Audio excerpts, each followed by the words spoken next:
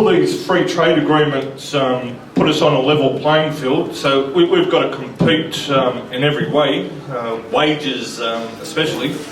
How can we compete with like China, South Korea wages? Like, is part of this free trade agreement going to cost us our living standards? Are we destined to have our wages and conditions cut so we can compete with our free trade agreement competitors now?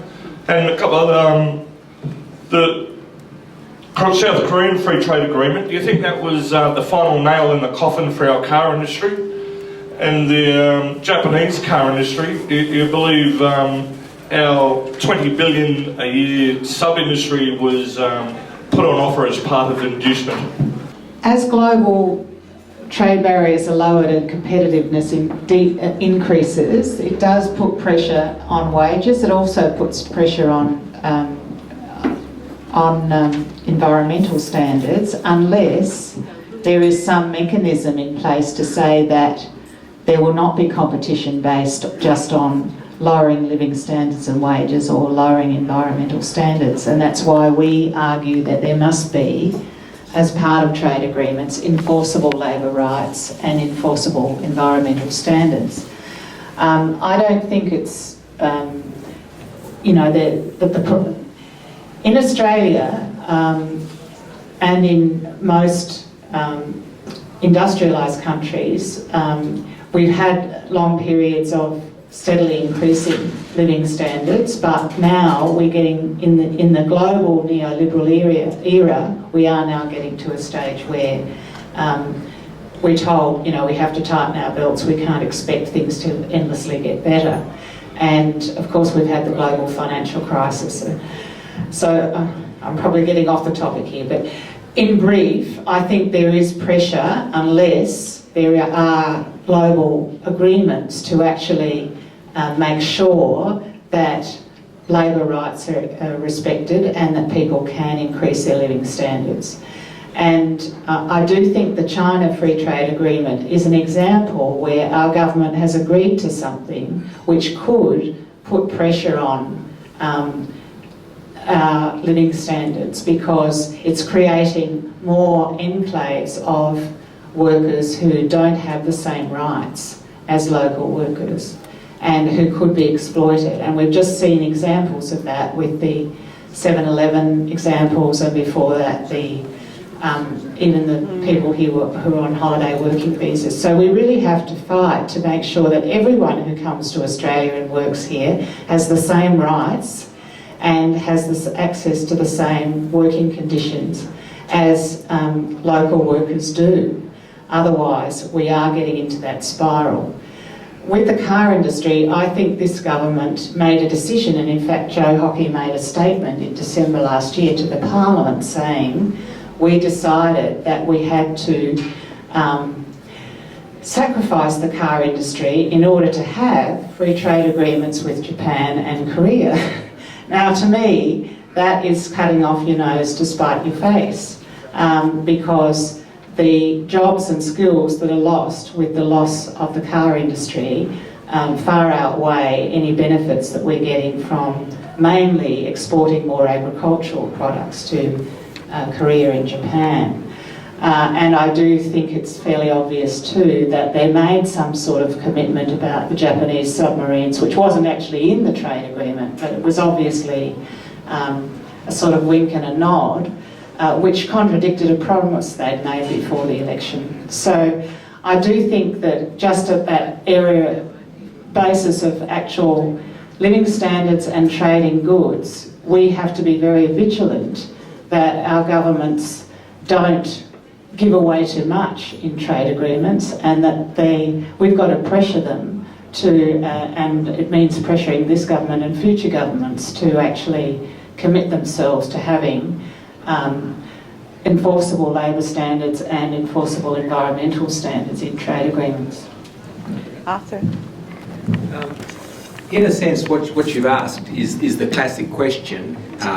If they've got an advantage that their labour's cheaper, can we ever compete with them? You know, because they have a built-in advantage. I mean, that's the essence of your question. And I suppose the point is, as technology makes trade easier, the poor go to compete with the poorest in the world, and the rich compete with the richest in the world, as the CEO packets tell us. And that people say, well, we can't possibly compete because of wages, we'll all give up.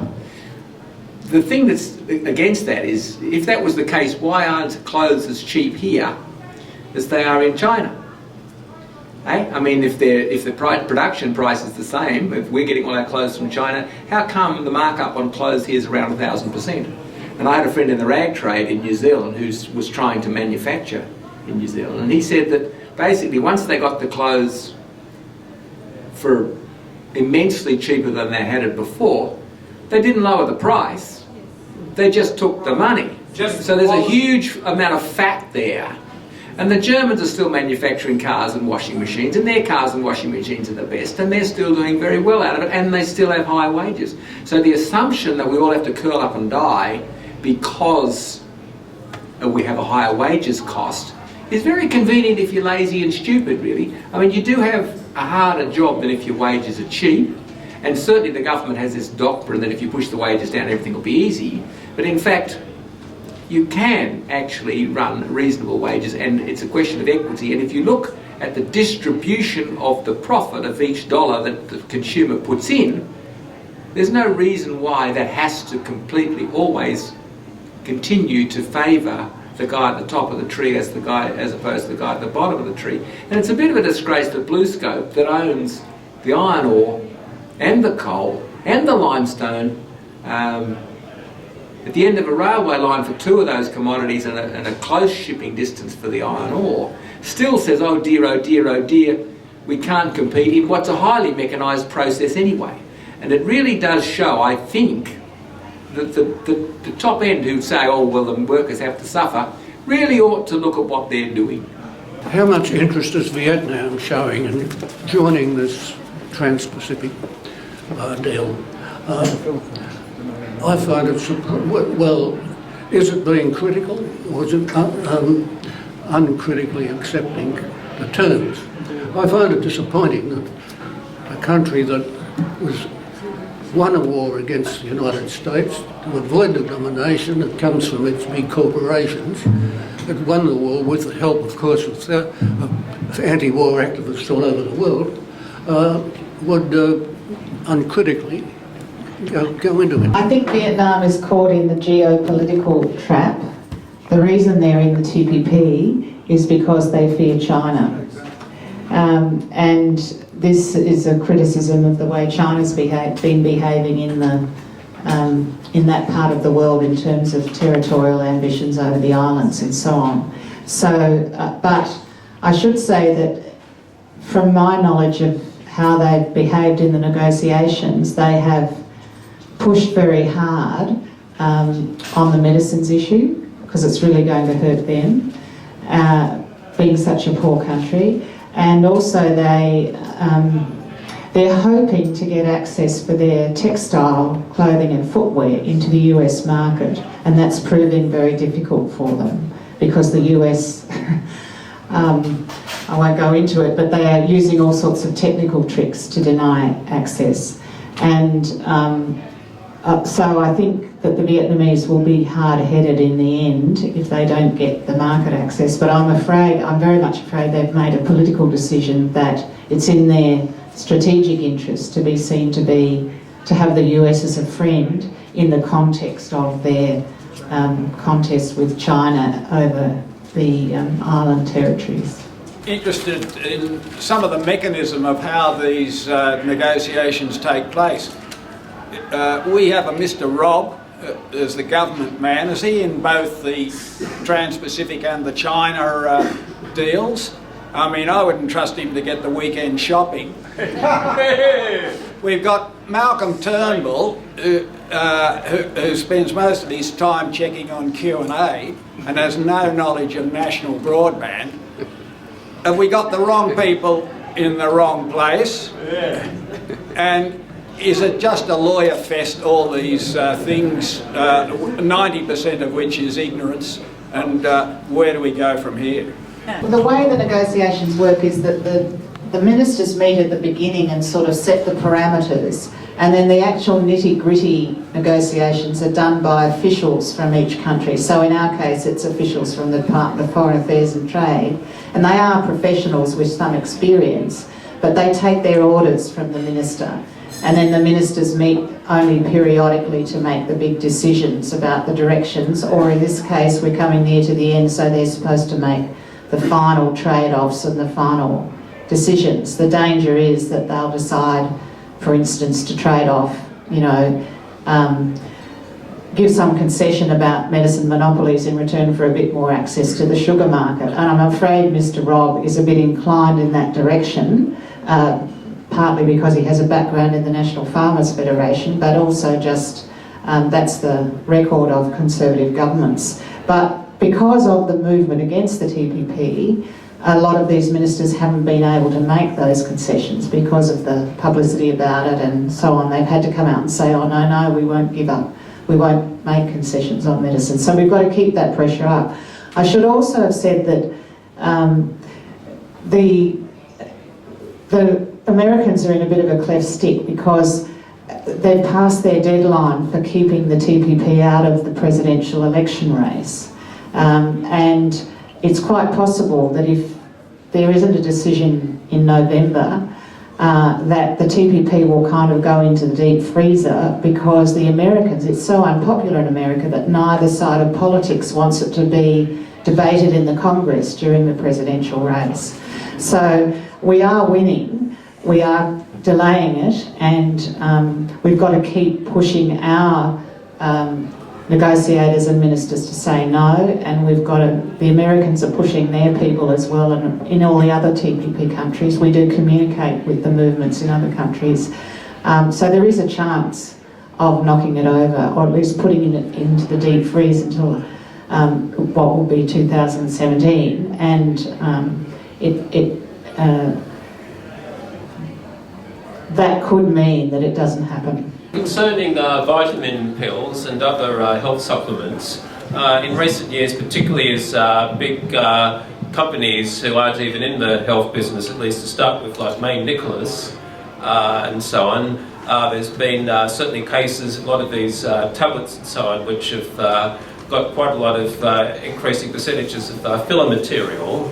And some of this filler material actually can often be a bit dodgy with all kinds of things in there which people who might be, say, allergic to something sort of take these tablets thinking, well, the stuff that I'm allergic to isn't in there, but it might well be in that filler material, and even contamination, heavy metals and things like that. So my question regards, well, actually on two-pronged question about the what is the current state of regulation of the huge ever-growing vitamin tablet industry, and also if there are some of these foreign and so on manufacturers of these pills, sort of what implications there could be, sort of particularly ones who are registered in countries which Australia is signing free. But yeah, sort of what scope hopefully there is about investor-state dispute cases being taken against governments trying to, if you know of any cases overseas, for instance, where governments tried to regulate the what goes into these tablets. One of the stories I left out of my speech at the time was a story about an essential medicines list. In Bangladesh some years ago, medicines were totally unregulated, and a bit of a cartel where the major multinational drug companies would divide up which countries they would have for which products. So they effectively had a monopoly in each market segment in each country. And then, of course, a large amount of the medicine sold is not necessary, to put not too fine a point on it. It's just junk. And as a doctor, it always bothers me to see all this complete expensive rubbish, shelf after shelf after shelf, but that's a sort of visceral feeling when I walk into a chemist. The story a guy told, a Bangladesh doctor, was that a little girl was sick and the family pooled all the money they possibly had. Went down to the doctor and he gave them a script for 5 things. And they said, oh, we can't possibly afford 5, we can afford 2. So they went to the chemist and said, which 2 should we buy? And the chemist said, these 2. So they gave them to the little child who then died.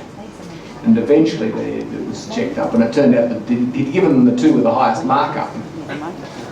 And in fact, the penicillin, which was the only one that was actually needed, was not given, and hence the child died.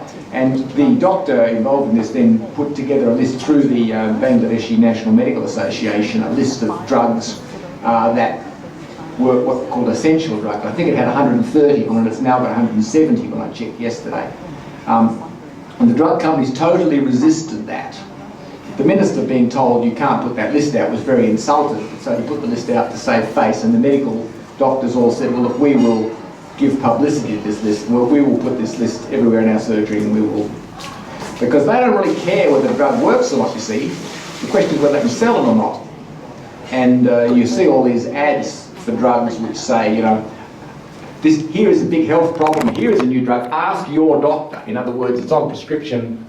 And so the doctor wasted an immense amount of time saying, look, that drug doesn't actually work, you know, or it's not needed or whatever, because they've done that on TV and every person goes to their doctor and says, what about X?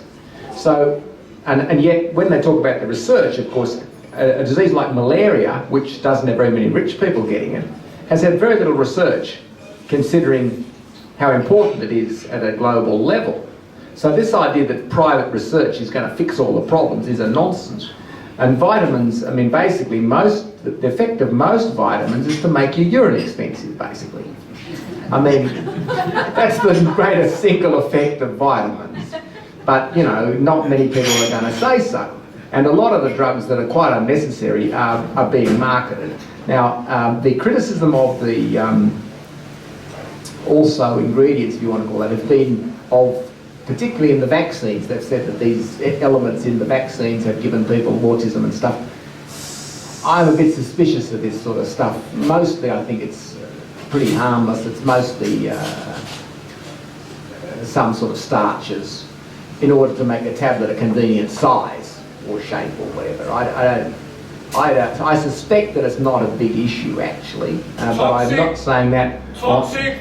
Well, I mean, it's easy to cry toxic and very hard to say it isn't, and I'm not sure what the regulatory system is, but I'm not sure how many people we actually see who are poisoned by the filler in the tablets, you know, I mean, or indeed the filler in the vaccines.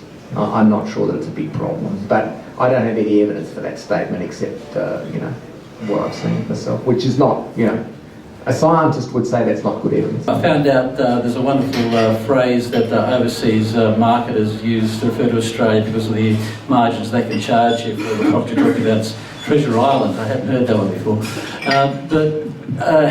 Yeah, just a couple of quick questions. Firstly, there was a case which was only in the newspapers like literally one day. I've had trouble having it confirmed. You might be able to help me with this, where there were workers working on an offshore oil platform, gas platform on the northwest shelf off Western Australian coast, but because of the immigration excision zone for refugee purposes that the government imposed, supposedly they were importing workers outside the regular visa system, and when the Australian Immigration Department heard of this and tried to actually board the platform, they were told, well, this is outside your jurisdiction because you don't have immigration jurisdiction there. So firstly, can you confirm that, and how would that, if that is true, affect ability of workers to work in those particular areas that are in that excision zone?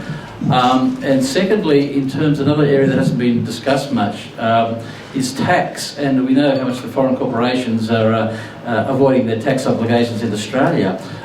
Is there any kind of clauses or reference in the investor-state dispute settlements if the Australian government imposes regulations which force multinationals, for example, that are based overseas to pay their fair share of tax here, that they can actually prosecute or sue the government under that provision for sort of, in a sense, taking away their virtual overseas profits and forcing them to pay more here? Just on the first one, I don't know the details of that case. I have heard that, I have heard of it, but I just don't know the details. On the tax issue, it's very interesting that normally tax issues are excluded from trade agreements because governments like to maintain the right to have tax taxing powers, but in more recent trade agreements, especially ones that some of them have detailed chapters on financial regulation, there's been more ambiguity about government's right to regulate taxes, and there's been a lot of disagreement between governments about how far they should be able to maintain this right versus the right of financial organisations in particular to be able to move finances freely without what they call barriers. And there have been one or two cases of investor-state disputes where they've tried to challenge particular tax measures. And again, because the system is so unpredictable, because it depends who's on the tribunal and they don't have to take note of other decisions or precedents, it's very uncertain. I haven't heard of any actual results from those cases or of one that's been won by a corporation appealing against a tax measure. But it is a very contested area now in trade agreements. Historically, governments have said, we just have the right to tax. But because these trade agreements are becoming so much more complex and giving more rights to corporations, it is now a more contested area. Do you think it's ironic that this Conservative government wants to conduct a plebiscite in relation to marriage equality, but they're quite prepared to unilaterally, behind closed doors, agree on international free trade agreements that affect all our lives in a real way?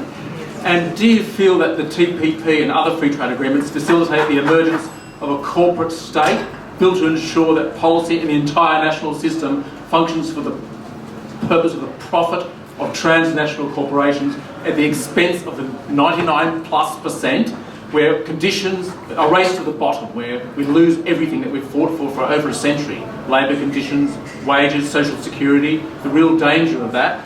And is it possible to envisage in this age of global interdependence, where governments, the development of a new social vision, new social movements where we push for governments to reclaim the power and tools necessary to exercise democratic control over these transnational corporations? Is that a vision that we can look forward to? Maybe the resurrection of the Labour internationals of the past. There was once a first, second and third international. I think you've answered some of your own questions. I mean, I agree it's about the irony of having of the marriage equality issue, having to have a referendum on that, but not on these other issues. Yes, I mean, these trade agreements, which impinge increasingly on areas of national regulation, are a demonstration of the increasing corporate power. That's what they clearly are. You can see that in all the examples we've talked about. I do think that Arthur's right, though, in saying, and he probably wants to comment on this, the only way to combat this is with people's power. And first of all, we have to expose what's in them. We have to let people know, and then we have to mobilise people against them and pressure our politicians to say no. And we are doing this increasingly on a transnational basis. With the TPP, we do have movements in most TPP countries where it is possible to have democratic movements. And we do communicate with each other. I mean, that's the beauty of the internet and all the other communications that we have. And we have had international days of action and solidarity and so on. So I think that movement is growing, but it's a long, hard road and we have to keep at it. Go to our website, join up, sign up, help us do it. Well, basically, I think you did right, and of course the referendum on marriage equality is just because it's a problem within the Liberal Party that has to be solved by a national referendum. Nothing else is. In terms of government, I think there's my reading, and this is not as good as it ought to be, but there's two basic movements in terms of world cooperation. There's one's happening through the UN development agencies, and that's much more grassroots based, and then there's one through the WTO which is money based, and the two are kind of got almost opposite agendas. One is for the multinational companies to be able to go everywhere on the basis that that'll be great for humanity, which of course is a nonsense.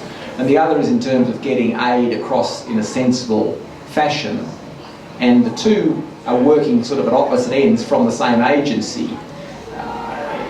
In a sense, capitalism is giving jobs to people who have lower wages because that's what you do to get your costs down. And in a sense, jobs are transferred from high-income economies to low-income economies, and that's a problem for the high-income economies, which have a lot of youth unemployment, as well as the exploitation in the poorer countries, which presumably, before they had the jobs, presumably they're better off getting exploited than they were when they didn't have any jobs. I mean, I'm not sure about that. That's the big question.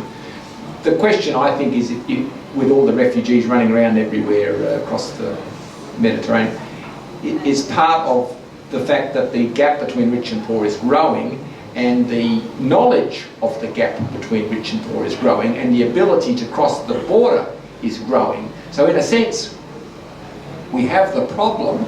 We need some sort of world governance in a humane fashion to deal with it, and nobody seems to be thinking about it. The idea of world governance at the moment with this TPP is a WTO, if we fix the money everything will come right attitude, which is, I believe, a form of religion, and interestingly practiced by people like Tony Abbott who have that sort of religious bent. Suffering and redemption will all happen if we follow marketism. You know, whereas God last time, now it's the market, but in fact it's the same sort of magical thinking, you might call it. Yes. Do you think your honesty is largely responsible for the demise of the Democrats? No. The incompetence of people in Canberra was responsible for the demise of the Democrats. We were talking about WikiLeaks just before you started talking, and I didn't hear WikiLeaks mentioned. Of course, WikiLeaks, we have to thank an Aussie base that has the power it takes, I guess, who are responsible for everything that we know about the TPP. 3 leaks already, and there are other leaks as well, and WikiLeaks just launched a reward system with Tom Pilcher and a few other people saying, we will give you £100,000 if you come forth and give us TTIP, because it's a triangle, the TTP, TISA and TTIP, and they incorporate just about every country in the world. And in fact, what's more significant is the countries that are excluded. Which country is in common with all of these? The United States, of course, sitting right at the middle and is looking after their interests. But you have developing countries like China and Brazil that are completely locked out. I've got to end this with a question. Does your organisation think that it's possible here to launch a reward system for any more leaks, any more information about this bloody TPP?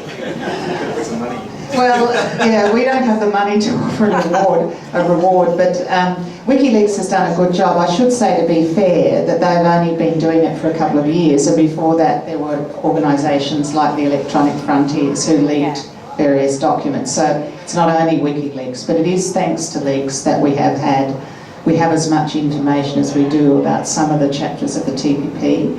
And it is true that the US is also negotiating this transatlantic partnership with the EU, which is in a lot of trouble because there's a big movement against it, especially in the EU, but also in the US.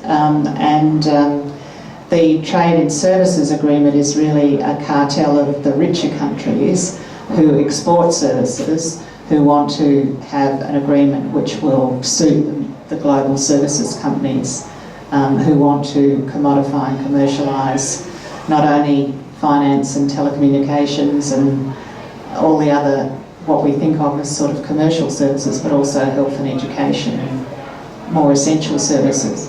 So all of those things are going on, but it's hard to talk about them all in the time that we have.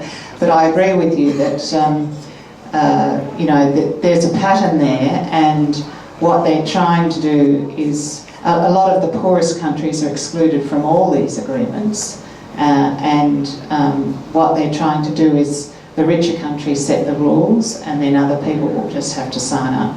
We have a very basic problem, I see, that corporations have more rights than human beings. And therefore, although there have been great advances in productivity because of technology, most of these benefits have come to corporations.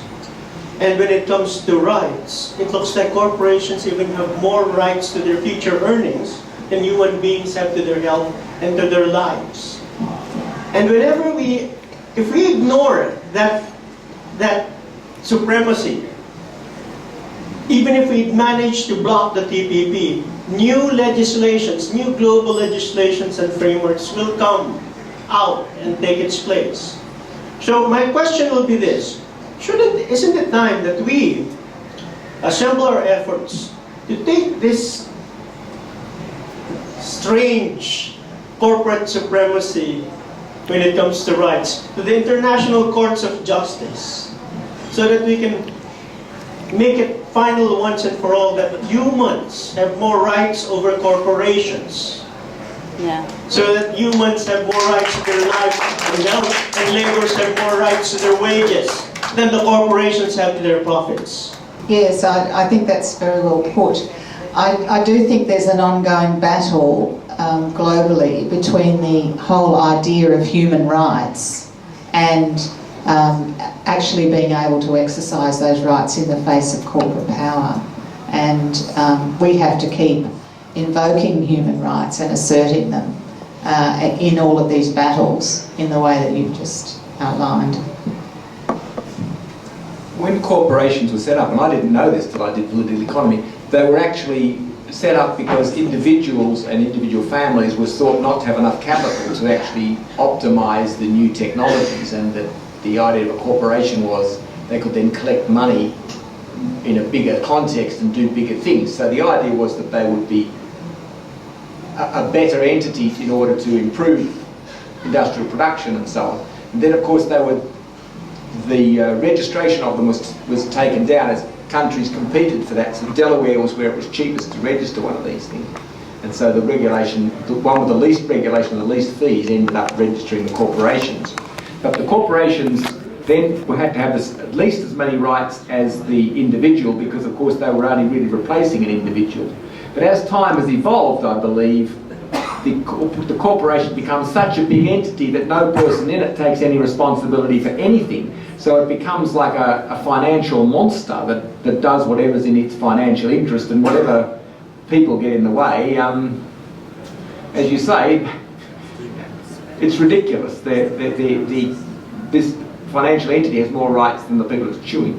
Isn't that a contradiction that Australia and others are signing up to the Chinese Development Bank against the World Bank? And I noticed Paul Krugman was telling the Greeks that they should also sign up to the Chinese agreement rather than the World Bank.